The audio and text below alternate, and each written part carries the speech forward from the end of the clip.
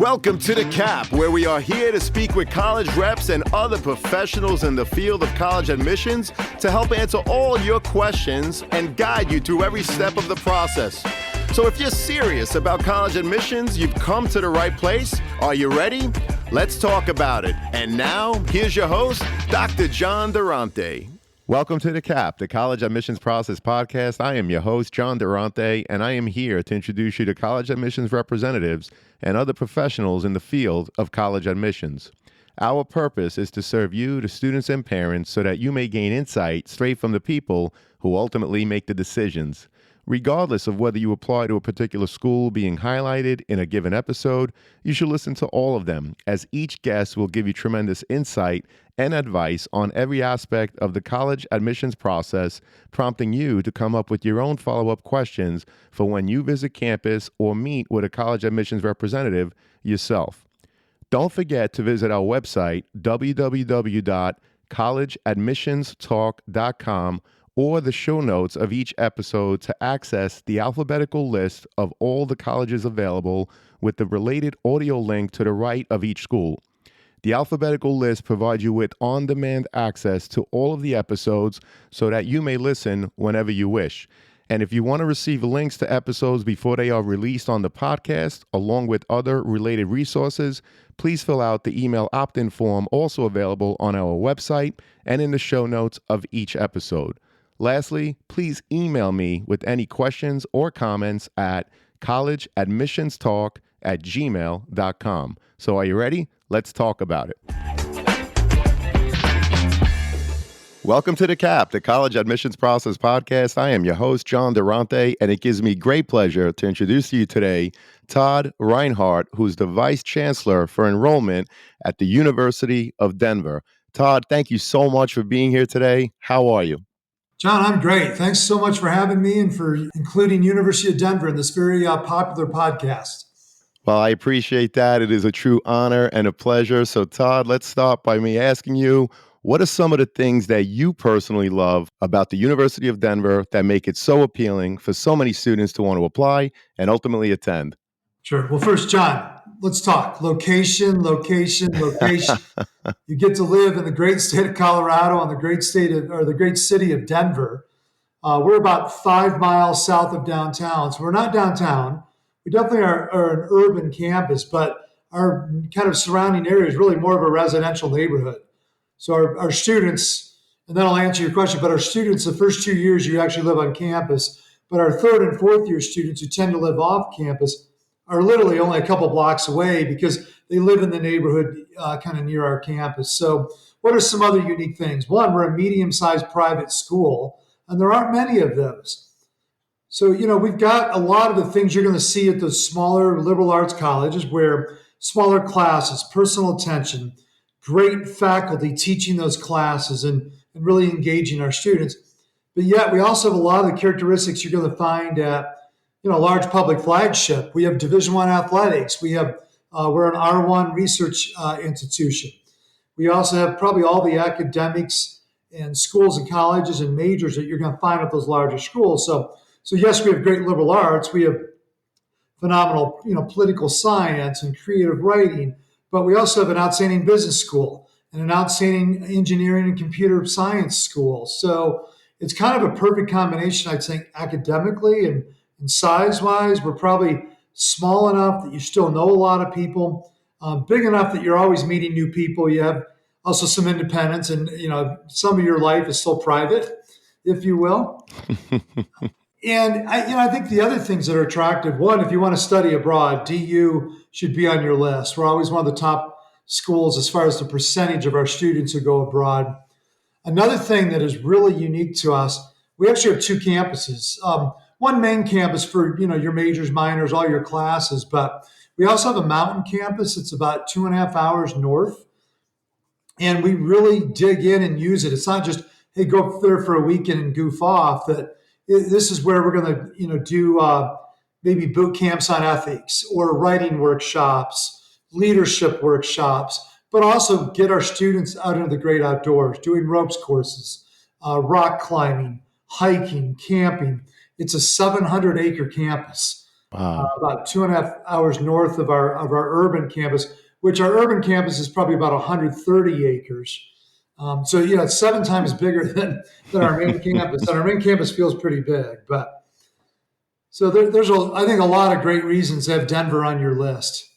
Well, that's a terrific introduction. You mentioned the location, the fact that it's a mid-sized school, which many students are looking for, great academic programs, tremendous study abroad opportunities. And I didn't know about the Mountain Campus, but thank you so much for sharing that, Todd.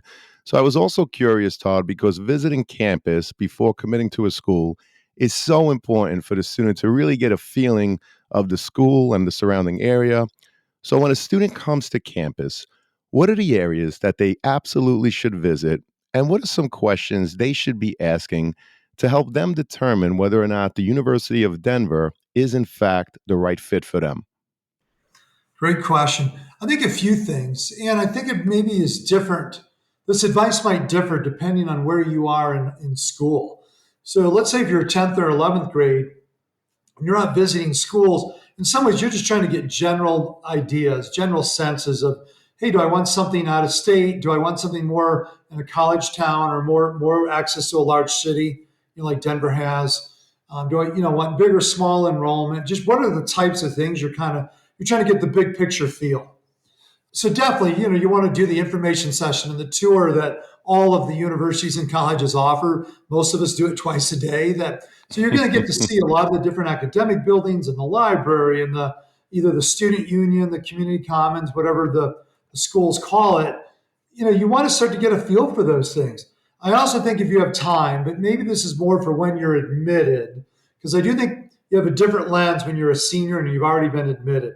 Now, instead of shopping at these 10 or 15 schools and you're just trying to get a bigger picture sense of where you maybe would fit in, now you're really kind of looking into the weeds. Right. And I would say, if you're thinking about spending 4 years at a place, you probably shouldn't come in and just do the 2 hour admission program. Like, come in the day before, stay the day after, spend the night somewhere near, go out to some of the local restaurants or go to a museum. If you're out here, clearly I'd recommend you go downtown Denver. Many great restaurants. We've got our Performing Arts Center if you want to see a musical or play. We have every professional sport if you want to see Nuggets or Broncos or the Colorado Rockies. I also recommend for all of our out-of-state families, you've got to go to Red Rocks. And that's an amphitheater. It's probably about 30 minutes away from our campus. Parents will especially appreciate this. Any musical act, rock band, you name the genre, they've played Red Rocks. So, I don't care, Beatles, Elvis, Dave Wow. Matthews, U2, you name it. From back in our day, they've all been there. But all the modern groups, come through every summer too. It's also a great place to work out when you're there during the day. Coloradans like to really stay healthy and be fit. There's always people running up and down the steps and doing workouts kind of in the amphitheater. But it is amazing. The stage and all of the seats are literally carved out of red rocks. Wow. Just kind of this mountain feature. And it's just one of the coolest things you've ever seen in your life. And it's just super close to our campus. Of course, I always recommend to go, keep on driving, go to Keystone or Breckenridge or Vail and maybe get some snowboarding or skiing in. Well, that sounds terrific. And it's great advice if it's possible, rather than just coming to campus for the 2 hour tour. If you could manage families to stay for a couple of days, there's so much to do on the campus and in the surrounding area. So, Todd, thank you so much for that overview. We really appreciate it. And so, can you walk us through the overall application process, of course, at the University of Denver? In other words, Todd, what happens once a student hits submit? Are the applications reviewed by high school, by region, intended major? Basically, any insight that you could give, Todd, we'd really appreciate it. Right, you bet. So first of all, we have a team of, oh my gosh, probably 15 full-time staff. And then we have another team of like 20 seasonal readers.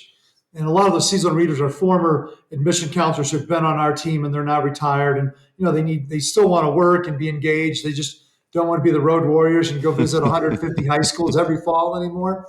So even our seasonal readers are very experienced readers. And kind of each reader, well, we have a rubric and certainly certain things they're looking at on the transcript and how they're evaluating the application. We kind of leave it up to them as far as they're all assigned different states and school districts.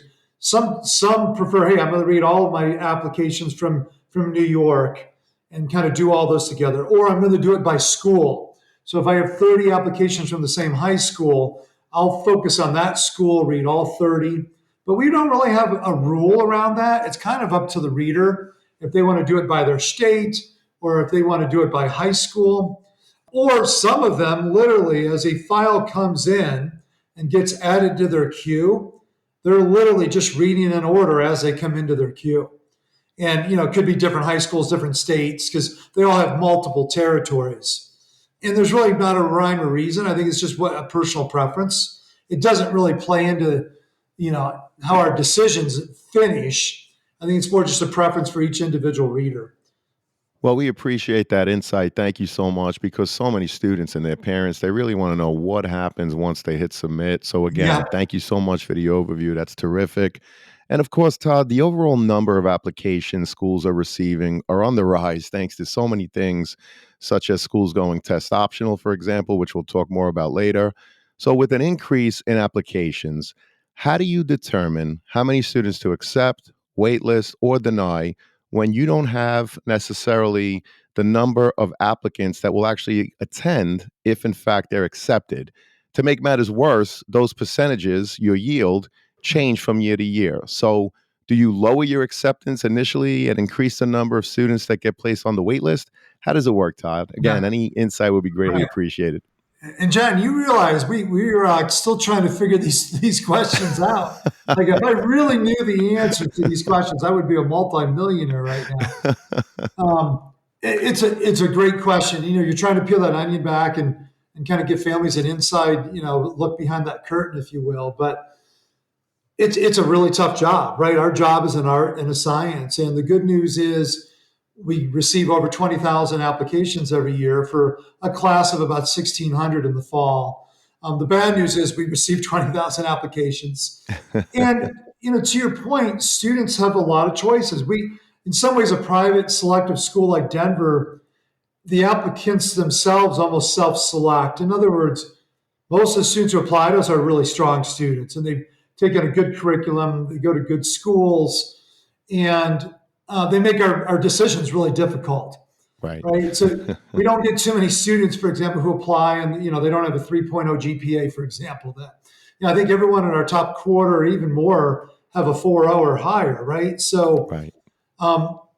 trying to figure out when they've applied to maybe 10 different schools, what level of interest and how many do we have to offer to make sure we can meet our enrollment target and the revenue targets that we have. But yet at the same time, the size of school we are, I can't miss on the other side either because we still have limited number of beds, limited number of seats.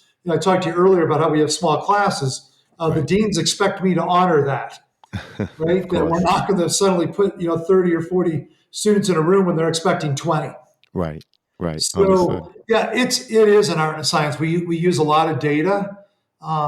Students along the way help us, right? Someone who's visited campus, someone who's taken the time, they're reading the messages, the emails that we're sending them, and they're maybe engaging with their respective admission counselor who covers their high school, telling us that, look, we're not just one of your school, one of the schools we're applying to, that we're maybe actually one of the top 2 or 3 schools, that we have a genuine interest. We've done our research.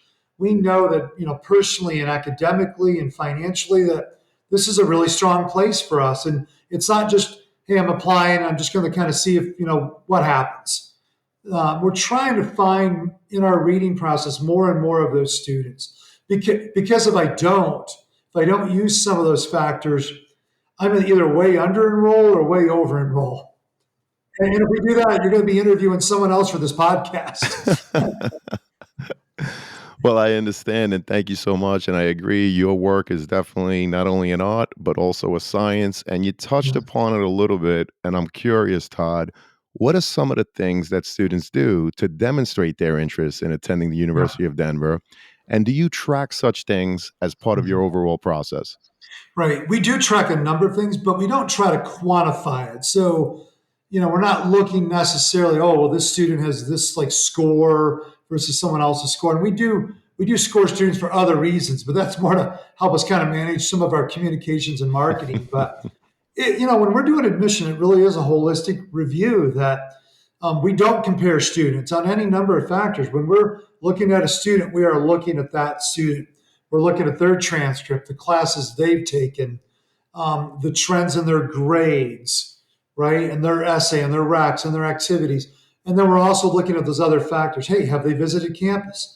When we visited their high school, did they come to that session? When we were in their area for a college fair, did they come to our fair? Have they ever emailed us with a question? Have they raised their hand in any number of ways? And by the way, we don't expect students, we don't want to turn this into a game. We don't want students just intentionally like Right. clicking on links and emails or visiting our website just to try to fake it, if you will. Right. But, Right. make this be genuine. But like, if you're going to take the time, do it because you genuinely do want to learn more about our university. You want to get on our website and go learn more about the biology program or the engineering school. That you're not just doing it as a strategy to be admitted, right? You're doing it because you truly do want to learn one. You're trying to figure out if we are a match for you. And that interest, by the way, also helps us determine if you're a match for us. Well, that's great advice. And I think that students really need to hear that again. Don't just demonstrate interest because you're trying to play a game. But if in fact you're interested, for example, in the University of Denver, like Todd said, go to a session, introduce yourself, scan the QR code, fill out the form if there's a form to fill out, and email them with a question so that they know that you're actually interested. Now, again, don't email them a question that is so easily accessible on their website. Come up with something that's not so Right. easy. Again, students, if you're interested in a school like the University of Denver. So I really appreciate that, Todd. And I was also curious about legacy. In other words, Todd, does legacy play a role in your overall admissions process? In other words, if a student's parent attended the University of Denver, do you consider that in the overall process? Sure. So, by the way, if we have any alums or parents, siblings, because we look at legacies as siblings and parents too. But we Great. don't really do, I don't want them yelling at me saying, hey, they don't really get any big advantage in the admission process because they don't. We don't have any formal process. You don't get like additional scores or points, because your older brother went here or your dad went here, 20 years ago. However, we do individual application review. So let's say if you're just an audit, you're a really strong student, right? Great grades, great, really strong curriculum. So it really doesn't matter, right? If your parent went or your sister, Right. you're probably going to be Right. admitted. You're getting in on your own record, right? Now, if someone has a really poor record, I don't care if 5 of your family members went here, you're probably not going to get in. Not probably, I'm trying to be nice. You're definitely not getting in. And we can talk to you about, hey, maybe going somewhere and transferring, get your grades and get kind of things in order again, and then talk to us in another year or two. I'd say where it sometimes becomes a factor, just like demonstrated interest. If you're borderline academically, and borderline is relative to wherever you're applying, right? Like, borderline at Harvard is going to be different than borderline at Denver. But let's say if you're borderline and you did maybe one of your siblings went here, one of your parents, does not mean you're going to be admitted. What it means is that we probably will give your file just a second look. Like, are there some other Right. nuggets of success that we should be looking at?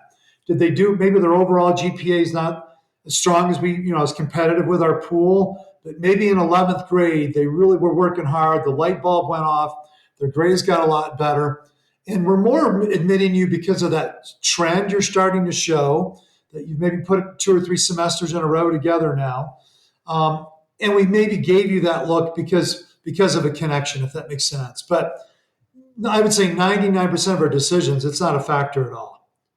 Well, that totally makes sense. And I again appreciate the comprehensive answer. Thank you so much, Todd. And of course, I know that the University of Denver, like many other schools, is in fact test optional. Mhm. Todd, can you share the percentage of students that apply and that are ultimately admitted that did not submit their test scores? And I ask this question because a lot of students and their parents think that the test optional nature of the college admissions process is a myth.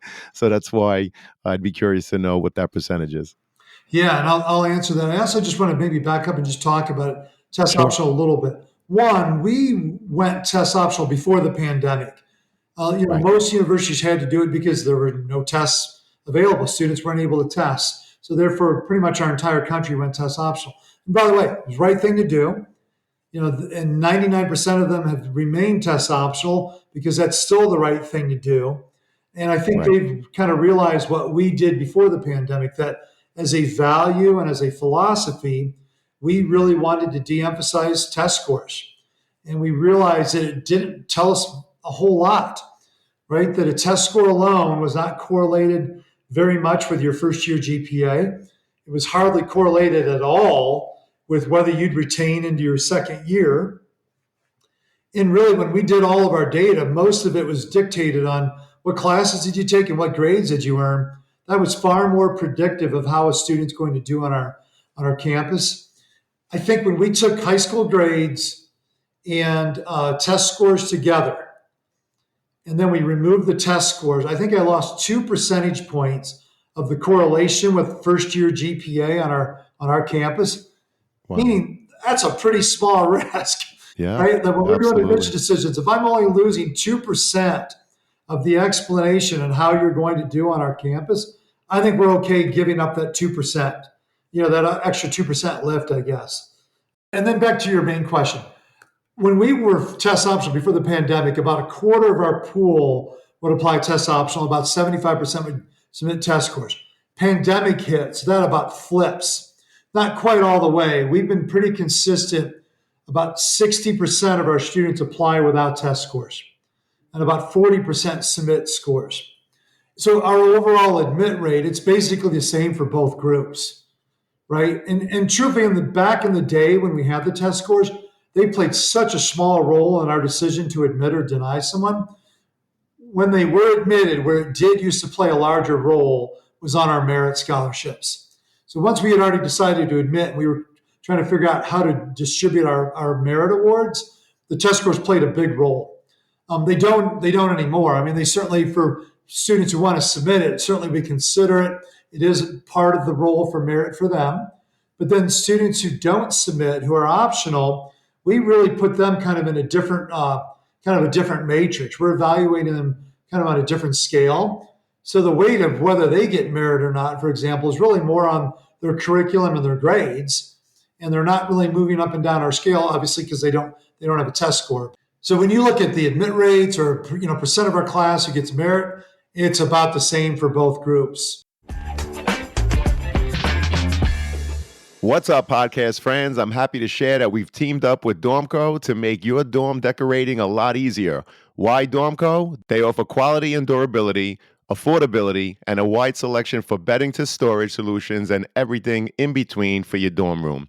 So if you or anyone you know is looking to decorate your dorm, see the affiliate partnership link in the show notes for Dormco, your one-stop for stylish, affordable, and quality dorm essentials. Please note that if you make a purchase through any of our affiliate links, the podcast gets a commission, but rest assured that we would only promote products that we believe in and feel would benefit our listeners. Thank you all, and best wishes. Well, we appreciate that overview. And many of the reps that I've interviewed, they talk about the fact that, yes, their schools went test optional throughout the pandemic. And what they're doing is basically what you described. They're looking at their data over the next couple of years to see if there's really any correlation and whether or not they need to require test scores moving forward. So Would you agree that you think that more and more schools are going to remain test optional in the future, or what are your thoughts? No, I'd be very surprised if many people go back. Right. There's certainly some of the public schools at the state level are maybe starting to get some pressure from some of their state governments to maybe go back. But even that, I'm not seeing much of that. I really think most schools are going to remain. I think test optional is here to stay. I think what you might even see down the road is maybe even more and more schools just going test free. Like we've seen in California, where hey, don't even submit your scores, right? Right. Now, Denver, we still see value in scores. If someone wants to submit their score, we of course will include it in our evaluation. It'll be one thing of many. The transcript always has been and always will be the main factor in our process. Sure. But if we have a test score, we're going to look at it just like we're going to read your essay. and we're going to read that recommendation from your teacher. We're going to look at some of the things you've been doing, but it really is one factor. It doesn't have very much weight. Well, we appreciate that. And you mentioned Yeah. the essay. So, what are some examples of college essays that left an impression on you? And, Todd, what advice would you share with prospective students in terms of what to think about when preparing to write their essays? Yep.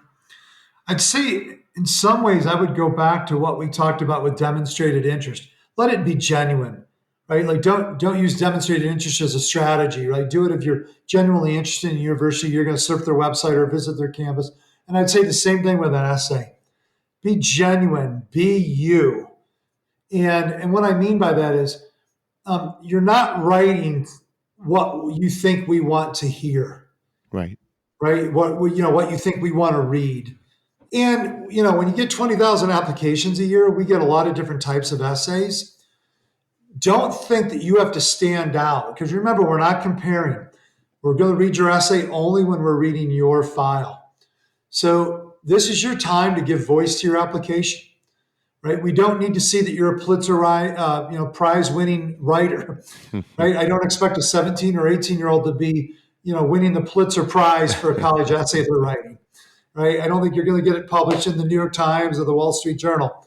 Maybe do that, when you're 30 or 40. Certainly we want to see that we believe someone can write at the college level. They're ready to do some serious, reading and writing when they go to college because it will be more than they've done in high school.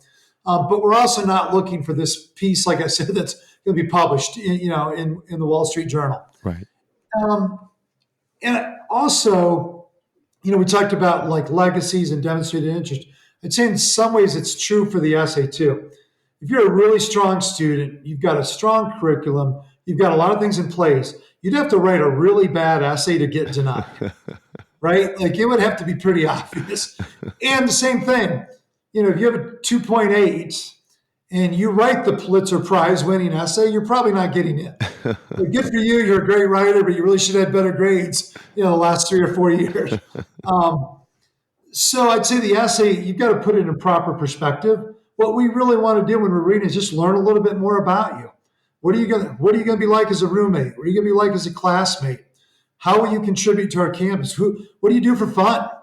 Right? What do you do on a Saturday night? Or what do you do at 6 a.m. before you go to school? We're really just trying to get a little insight. So don't have a coach write it. Don't hire a professional writer. Don't use Chat GPT, right? Like you don't have to be this brilliant writer. And by the way, we also have like all these other students who aren't going to be journalism majors or not, creative writing majors. We get it. Not everyone's gifted at writing. That's why just take your time. So kind of your other question, prep. Don't write it the night before. Right. Right? Like think about, both my kids are, I have a senior in high school now and I have a first year in college. So they both have recently gone through this. But I had both of my kids, I didn't, force them to do this, but I said, look, over the summer, start working on your essays. Right. Start figuring out what topics you want to start doing some drafts. And I didn't even look at them. In fact, my son submitted his application before I had even seen it. Wow. So I was like, okay, I guess you had it covered. So my daughter, I did read hers, right? I thought she asked me just to look at it. I didn't rewrite it. I didn't add, but I think it's okay. Ask a parent to read it, not to rewrite it necessarily, to give you some feedback so you can go rewrite it, or maybe add something or take something away that, or my daughter, I had her friends, right? She would have 5 of her friends, down the neighborhood. Hey, read my essay for me. She would read theirs. That's, I think, again, genuine, honest, and it's effort too. You're putting in the time and the effort that it deserves. Well, we appreciate that, of course. And I love how your daughter asked you to review it and your son did not, I think is what you said. Now, let's be very honest. My son's probably the one who should have had a parent read his essay. My daughter's a great writer, right? She didn't need any, but I think daughters are a little more conscientious and a little more focused. So, Well, we appreciate that. Thank you for sharing. yeah. And digging deeper in the overall application, obviously a student's activity sheet is another piece of their application. What are the kinds of things you are looking for beyond the work they did in the classroom? Yeah. And I'm going to go back to the same advice I give in the essay. Be you. Right. And what I mean by that is, again, We're not looking for this prescribed list of activities. Oh, if you've done these four things, you're in. Or you're going to get 10,000 more in merit. It doesn't work that way, right? We really don't have a preference on what students do. We want them to do what they enjoy doing. Where they want to learn, where they want to spend their time, where they have fun and enjoyment. It could be sports. It could be theater. It could be music. You name it. There's so many. It could be just a job, right? And I shouldn't say just a job. I mean, working's also important and earning Right. money, and you're learning a lot of things working with people and doing that job too. Um, so my point is, we don't have this rubric and hey, we're checking off. Oh, they did all these six things. This is exactly what we're looking for. We're truthfully not looking for anything. We're looking for someone who's done something outside of the classroom. They've maybe found ways to contribute to their school, contribute to their community. The other thing we're really looking for, and again, we're not trying to judge or figure out what people are doing or try to funnel that into. We're just trying to see, are we going to have a really diverse group of students who have done 150 different things, and that's a pretty cool group to put together as a class. That, by the way, if they've done things at their high school, chances are they will do things at our campus. That they too will join clubs and organizations. They'll volunteer. They're dedicated to the public good. They care about sustainability, or whatever it might be for them. We need students to fill all those things up. So we don't want students that all do the same things, right? We truly want the 100 things because we have at least 100 different things for them to do once they get here. And we want more than one or two people doing those 100 things. Well, that's great insight and great advice. You're looking for a diverse class to accept. And so you heard it here, students. You don't have to do the same 5 things that your friends are doing, but do something that certainly appeals to you, that's really close to your heart. So, Todd, again, that's great advice. I was very curious, Todd, once a student commits to a college, how important is it for them to withdraw from other colleges where they may have been accepted? And can you give us some insight into how difficult the process becomes for you in terms of determining how many students, again, to accept or not from your own wait list when you don't have a final number on how many accepted students are actually attending? Mm-hmm. Well, your first question, it is so appreciated when students let us know they want to withdraw. Right. And it's not just at the end of the year. So, for example, we know early decision has really grown at a lot of universities. And a student might be applying early action with us, but early decision somewhere else. Sometimes early decision, those schools might notify before we've even gotten into committee for early action, for example.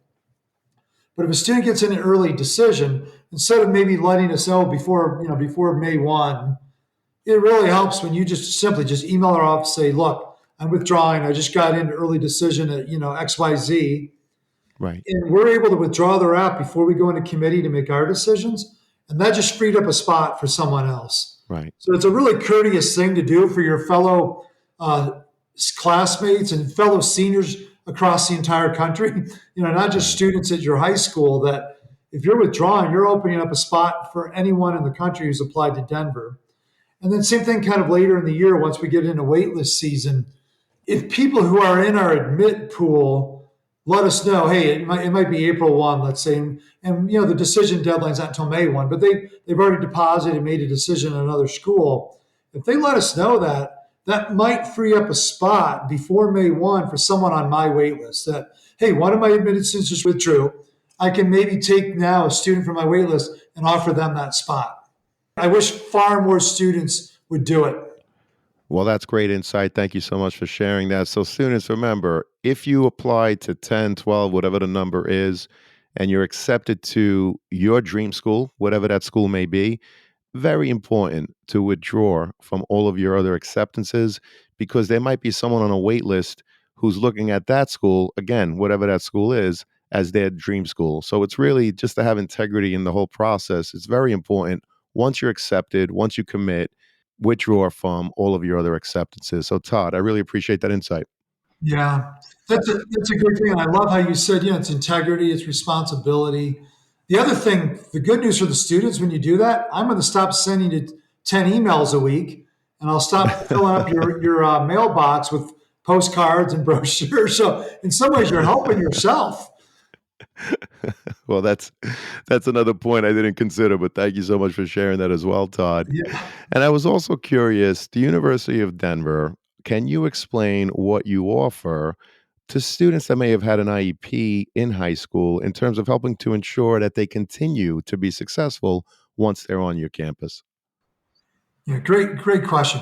First of all, universities and colleges all over the country, and they're called different things. Usually it's like disability services or um, all of those universities. If you have a documented learning disability difference, they're going to be able, depending on what your accommodations are, that's the office you're going to work with to do like extended time on your tests or maybe get audio books or a note taker in class. Those are things that anyone can qualify for, and those are free, and that's protected by federal law.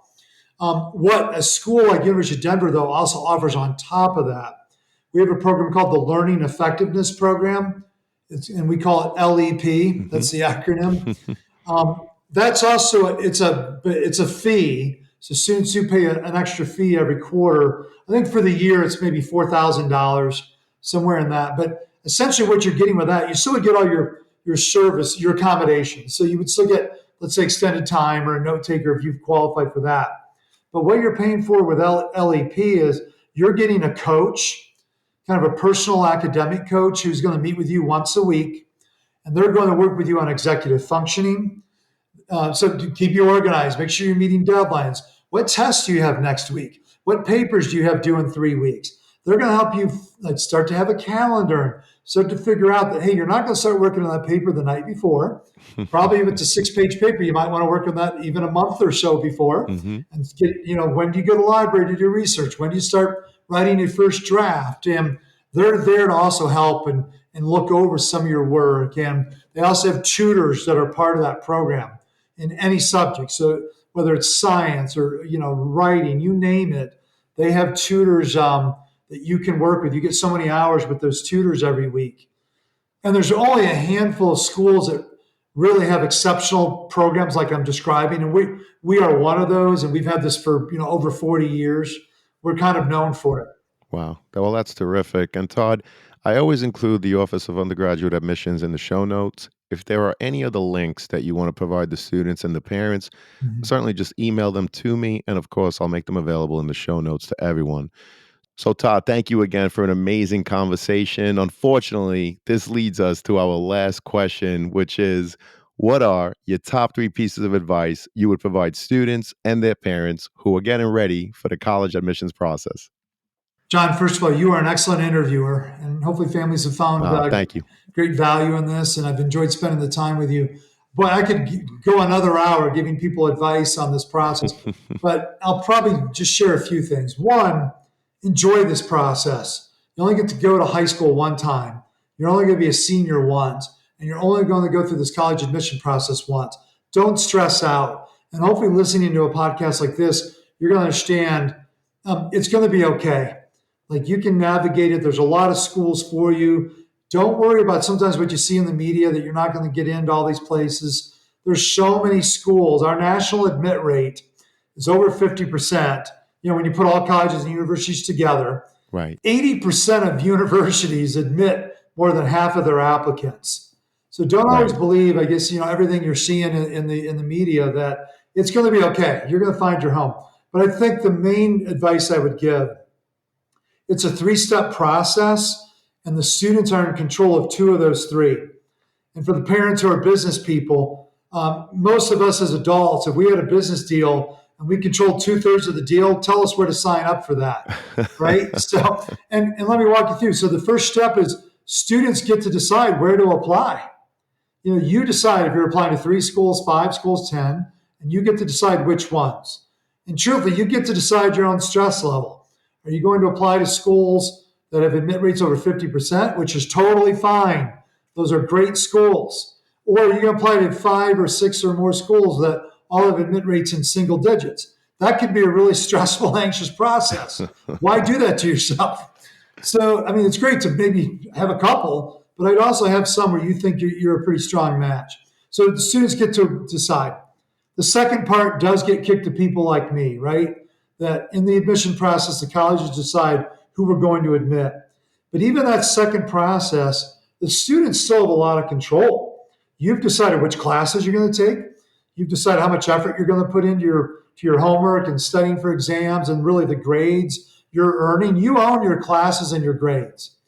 So in some ways, even that part, while we control it, you have control over a lot of the inputs that we're looking at. And then third, that ball, once we make our decisions, the ball kicks back to the students. They get to decide where they're going to enroll, not the colleges, not their parents, right? They own that decision.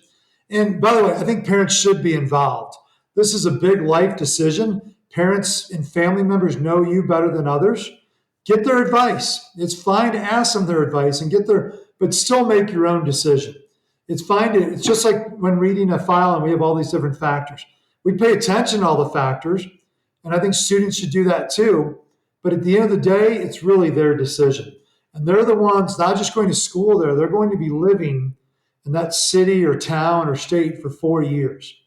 So you better make sure there's a lot of things in place there for you, not just win the press conference. In other words, hey, you're going to press all your friends at graduation or at the parties and tell them where you're going. There needs to be something really compelling about where you're going. Besides, it's just a really exciting place to tell people you're going and that it's impressive. It better have a lot of impressive things 7 days a week, 24 hours a day. Well, thank you so much, Todd. Those are tremendous pieces of advice and great insight, Todd. This has been a phenomenal conversation, and I'm so happy as I know that it's going to help so many students and their parents as they navigate through the college admissions process. So I want to thank you, and I hope to have you again, Todd. Thank you, John, and any of your families. If you visit campus, look me up, say hello. I might even take you to lunch. Terrific. Well, if I'm ever in the area, I'm coming to campus and I'm taking you up on that offer. Thanks again, Todd. Thank you.